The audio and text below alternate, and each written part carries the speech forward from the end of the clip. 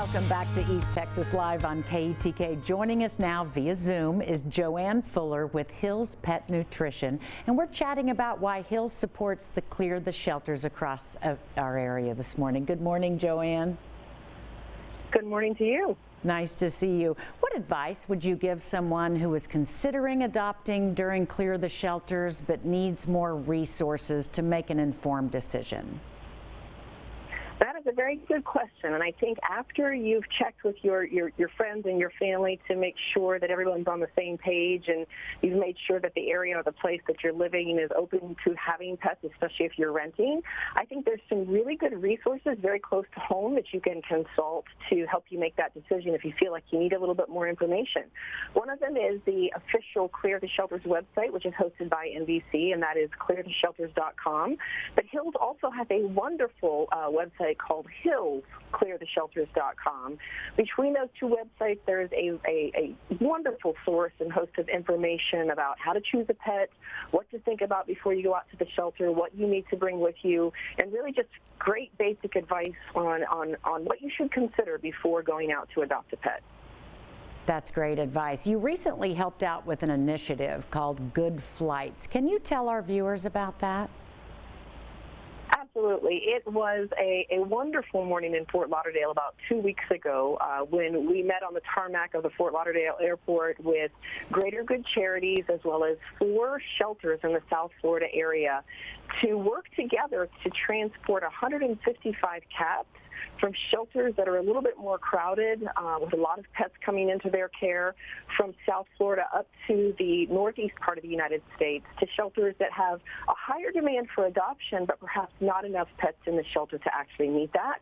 And so we were basically flying these pets across the country to give them a better chance to find a home more quickly. So the Good Flights program is run by Greater Good Charities, and its mission is to really put pets in the best possible place for them to have a chance to find a home. I love hearing that. Now, last week you mentioned that Clear the Shelters is a beautiful extension of Hills' year-round mission. What else does Hills do throughout the year to support shelter pets?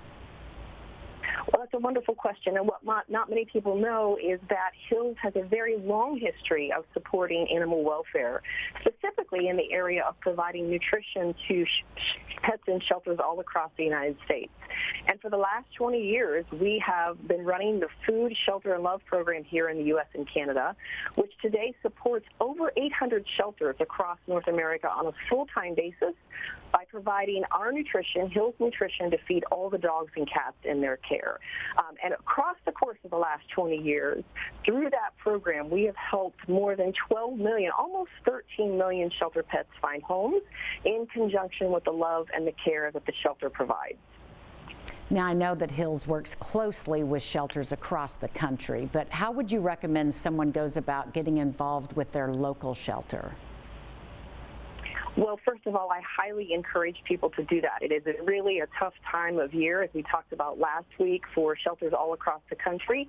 And so the best way for you to find out how to help them is to first identify a shelter within your community that you can reach out to, and then simply pick up the phone or go on their website and find out the best way to contact them and have that conversation with the shelter about what they need. Sometimes it's donations, or it's always donations, I should say, because many shelters are nonprofits, and that's how they really support their work in the shelter. But volunteers are crucial to the mission of any animal welfare organization. So there's always a chance for you to volunteer or to get your family involved. And of course, fostering a pet is very important too, especially right now when shelters tend to be very crowded across the country. So I think the best way for you to get involved is just reach out to the shelter themselves, have that conversation, and they will guide you into what is one of the best ways that you can help support them and support their mission. Super. What's something about working or volunteering in shelters that viewers may not realize? Well, it's wonderful work, but sometimes it's tough work, and so I really applaud anyone who is giving their heart and their work and their energy to work in an animal welfare organization.